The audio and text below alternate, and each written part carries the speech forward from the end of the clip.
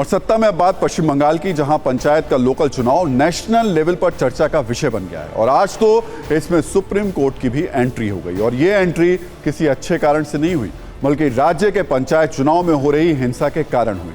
Supreme court ने आज राज्य चुनाव आयोग को आदेश दिया कि पंचायत चुनाव के दौरान सेंट्रल पैरामिलिट्री फोर्सेस की तैनाती की जाए। वैसे तो पंचायत चुनाव कराना राज्य चुनाव आयोग और राज्य पुलिस का काम है, जो राज्य सरकार के अधीन काम करती है। लेकिन सोचिए कि क्या बंगाल पुलिस इतनी नाकाम है कि वो राज्य में पंचायत चुनाव भी नहीं करा सकती? क्या बंगाल पुलिस एक लोकल लेवल का चुनाव भी शांति से नहीं करा सकती? आखिर पश्चिम बंगाल के सबसे लोकल चुनाव को कराने में सेंट्रल पैरामिलिट्री फोर्सेस की जरूरत क्यों पड़ी? इस सवाल पर हम लौटेंगे, लेकिन उससे पहले इस पूरी खबर को समझते हैं। दरअसल अगले महीने 8 जुलाई को पश्चिम बंगाल में पंचायत चुनाव है। पंचायत चुनाव में हिंसा की आशंका को देखते हुए कलकत्ता हाईकोर्ट में याचिका दायर की गई और मांग की गई थी कि सेंट्रल पैरामिलिट्री फोर्सेस की तैनाती की जाए। हाईकोर्ट ने इस पक्ष में फैसला दे दिया और आदेश दिया कि केंद्रीय बलों की तैनाती और निगरानी में ही चुनाव हो। राज्य चुनाव आयोग ने इसके विरोध में सुप्रीम कोर्ट में याचिका दायर की, लेकिन सुप्रीम कोर्ट ने हाईकोर्ट के फैसले को बरकरार रखा और यह माना कि स्वच्छ और सुरक्षित चुनाव के लिए सेंट्रल पैरामिलिट्री फोर्सेस की तैनाती बेहद जरूरी है। सुप्रीम कोर्ट का यह फैसला ममता बनर्जी सरकार के शासन पर एक अनकहा प्रहार है, जिससे लगता है कि राज्य सरकार सुरक्षित चुनाव नहीं करा सकती है। इस पर अब राजनीति हो रही है। ममता बनर्जी सरकार को घेरा जा रहा है। बीजेपी, कांग्रेस और वामपंथी पार्टियां हमलावर हैं। इस राजनीति पर हम बात करेंगे, लेकिन पहले आज कोर्ट में क्या हुआ वो देख लेते हैं।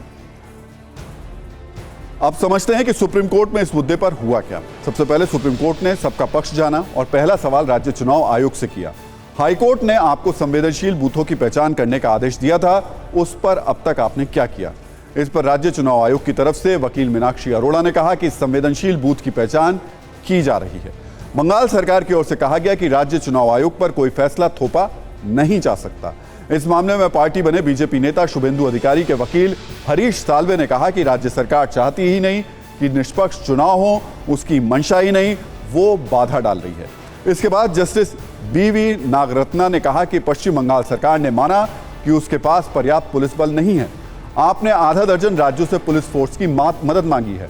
हाईकोर्ट ने यह देखा है। आपने हाईकोर्ट में पुलिस बल पर्याप्त न होने के कारण खुद अनुरोध किया था।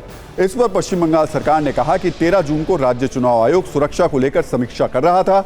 इसमें राज्य सरकार साथ थी, लेकिन 15 जून को हाईकोर्ट ने 48 घंटे में अर्धसैनिक बलों को तैनात करने का आदेश दे दिया। जस्टिस नागरत्ना ने पूछा कि अभी वहां की क्या ग्राउंड सिचुएशन है।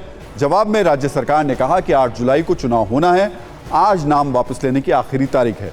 189 सेंसिटिव बूथ हैं। हम सुरक्षा को लेकर पूरी तरीके से तैयार हैं।